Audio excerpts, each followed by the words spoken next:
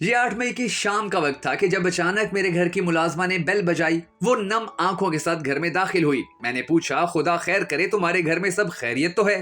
कहने लगी, साहब जी सुना है कि इमरान खान को पुलिस ने पकड़ लिया। साहब जी बताएं, ये झूठ है या सच?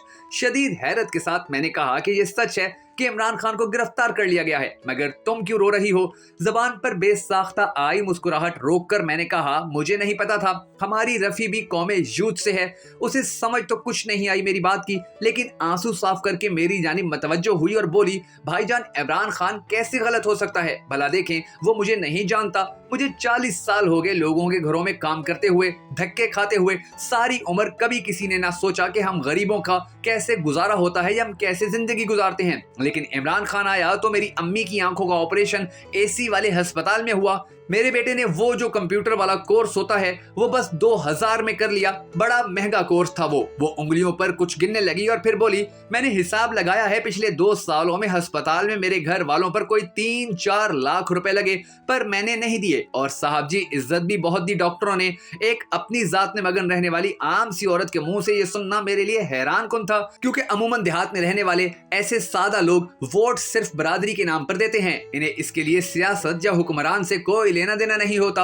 अब आप सेहत कार्ड के हवाले से भी वो हकाइक सुने कि जो पाकिस्तान का मीडिया आपको आज तक नहीं बता पाया है। एक निजी इदारे की रिपोर्ट के मुताबिक पंजाब में हेल्थ कार्ड से मुफ्त इलाज के लिए 794 सरकारी और निजी अस्पतालों को मुंतखब किया गया। 190 सरकारी, 605 निजी अस्पतालों से इलाज मुआलजा की मुफ्त सहूलियत फराहम की गई। सूबे में 4,90,000 से ज्यादा अफराद ने हेल्थ कार्ड से मुफ्त डायलिसिस करवाए। 51,000 से ज्यादा अफराद ने हेल्थ कार्ड से मुफ्त कॉर्नरी एंजियोग्राफी की सहूलत हासिल की। हेल्थ कार्ड से 44,000 से ज्यादा खवातीन ने नॉर्मल डिलीवरी, 1,87,000 से ज्यादा ने सीजरियन की सहूलत ली। महकमा सेहत के मुताबिक पंजाब में 32,000 से ज्यादा अफराद ने सेहत सहूलत कार्ड से कीमोथेरापी की मुफ्त सहूलत ली। पाकिस्तान में बसने वाले गरीब के लिए इज्जत नफ्स इस अयाशी की तरह है जो ख्वाब ही की तरह होती है। दुनिया भर और अपोजिशन को इसी वजह से हैरानी होती है कि खान एक कॉल देता है और सड़कें लोगों से भर जाती हैं, लेकिन क्यों और कैसे? पनागाहें बेसहारा गरीब और लाचार के लिए उनके घर ही की तरह की जगह थी, और दस्तरखान भी वो लंगर जिस पर कहने वालों ने इमरान खान को कशकोल थमाने तक के ताने दिए। मगर फिर भी खान गरीबों के लिए फरिश्ता बना रहा, रहमत का फरिश्ता।